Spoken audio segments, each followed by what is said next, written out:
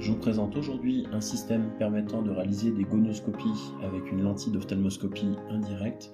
Donc on va positionner la lentille d'ophtalmoscopie indirecte face plane contre l'œil, donc vraiment au contact, il faut toucher la cornée, et la partie convexe, donc vers l'extérieur.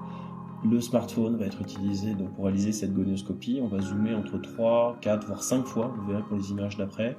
Allumez bien la torche donc sur votre smartphone et vous allez vous rapprocher assez près en fait, donc de cette lentille, et la mise au point se fait directement en rapprochant ou en éloignant le smartphone de la lentille.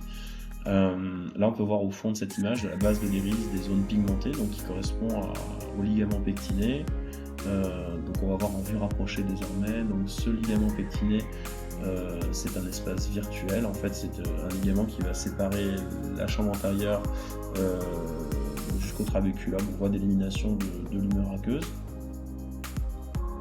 Donc là on voit bien la base de l'iris, on voit quelques petites fibres, donc ça c'est un examen qui est réalisé sur un animal sédaté ce matin, qui est venu pour une intervention des paupières.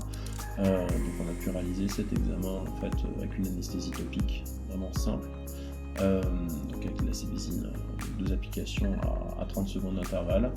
Donc les 2 sujets qu'on a testés ce matin étaient tranquillisés. On va essayer sans doute par la suite à réaliser ce même examen avec des sujets on va dire consentants et avec uniquement une anesthésie locale sur des animaux vigiles pour voir si on peut réaliser cet examen et surtout si on peut examiner la totalité.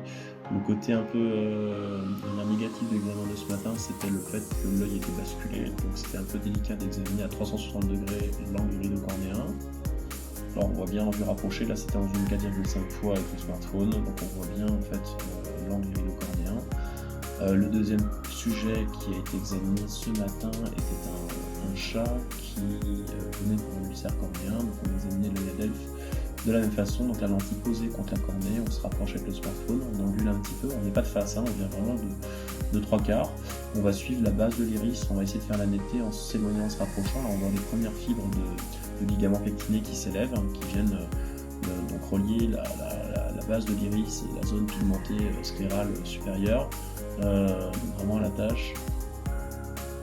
Là on voit bien en fait les fibres, on va voir en vue encore plus zoomée les fibres du ligament pectiné. Donc l'intérêt de cet examen est de vérifier qu'il n'y a pas d'occlusion de cet angle et pas de qualifier un glaucome de primaire ou secondaire, pour voir s'il n'y a pas de prédisposition aussi au glaucome avec des dysplasies ou des anomalies du ligament pectiné.